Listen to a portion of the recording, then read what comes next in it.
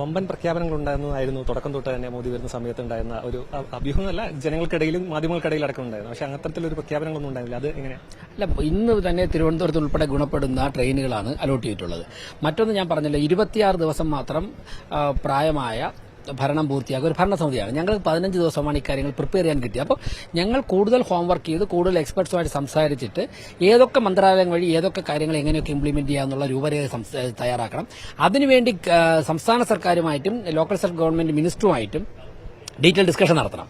അതിനുശേഷം ഞങ്ങൾക്ക് ഫെബ്രുവരി മാസത്തോടുകൂടി കോൺക്ലേവ് ഒക്കെ കഴിഞ്ഞ് ഞങ്ങൾ കൂടുതൽ ആയിട്ടുള്ള കാര്യങ്ങൾ സമർപ്പിക്കും, PMO സമർപ്പിക്കും. അതിനുശേഷം അവിടെ നിന്നുള്ള ഡയറക്ഷൻ അനുസരിച്ച് ഓരോ മന്ത്രാലയങ്ങളും സമീപിക്കും. അപ്പോൾ മാത്രമാണ് പ്രഖ്യാപനങ്ങൾ ഓരോ മിനിസ്ട്രിയിൽ നിന്നും വരുന്നത്. ഇപ്പോൾ തന്നെ ബഹുമാനപ്പെട്ട പ്രധാനമന്ത്രി എന്താ പറഞ്ഞത്, ഇന്ത്യയിലെ ഏറ്റവും മികച്ച നഗരമാക്കുവാനുള്ള എല്ലാ പിന്തുണയും ഗവൺമെന്റ് ഓഫ് ഇന്ത്യയുടെ ഭാഗത്തുനിന്ന് ഉണ്ടാകുമെന്നൊരു പ്രധാനമന്ത്രി പറയുമ്പോൾ അതിലെല്ലാ കാര്യങ്ങളും കവർ ചെയ്തിട്ടുണ്ട്. നിങ്ങൾ അങ്ങനെ വാർത്ത കൊടുത്താൽ മതി. ശരി.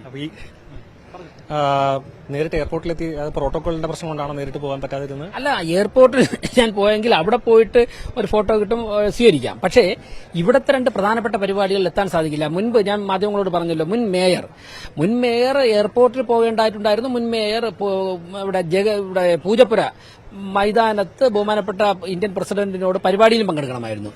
അവിടെ പോയതിനു ശേഷം ഇവിടെ എത്താൻ സാധിച്ചില്ല. അതുകൊണ്ടാണ് പ്രസിഡന്റിന്റെ കാറിനെ അവർക്കിവിടെ എത്താൻ വേണ്ടിയാണ് ഓവർടേക്കുന്നത്. കാരണം പ്രസിഡന്റ് പ്രധാനമന്ത്രിയൊക്കെ സ്റ്റേജിൽ കയറി കഴിഞ്ഞാൽ പിന്നെ നമുക്ക് കയറാൻ സാധിക്കില്ല.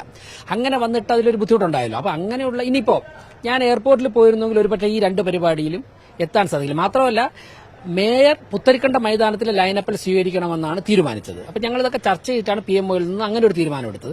അങ്ങനെ തീരുമാനമെടുത്തതുകൊണ്ട് പ്രധാനമന്ത്രിയോടൊപ്പം 2 വേദിയിൽ പൂർണ്ണമായിട്ടും പങ്കെടുക്കാൻ സാധിച്ചത് മാത്രമല്ല, കൂടുതൽ സമയം സംസാരിക്കാൻ സാധിച്ചു. മേയർ എന്നുള്ള നിലയ്ക്ക് അദ്ദേഹം വളരെ വലിയ പരിഗണന നൽകി. അത് തിരുവനന്തപുരത്തിനും കേരളത്തിനും നൽകിയ പരിഗണനയാണ്.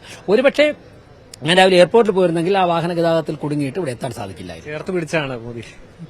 അതെല്ലാവരും കണ്ടാണല്ലോ. ഞാനിപ്പോൾ അത് അദ്ദേഹത്തിന് കേരളത്തിലെ BJP പ്രവർത്തകരോടുള്ള ഒരു സ്നേഹമാണ് അദ്ദേഹത്തിലൂടെ പ്രകടമായത്. തീർച്ചയായിട്ടും വളരെയധികം ആത്മവിശ്വാസം കൂടുകയാണ്. കൂടുതൽ വാർത്തകൾക്ക് News 18 Keralam YouTube channel subscribe ചെയ്യുക.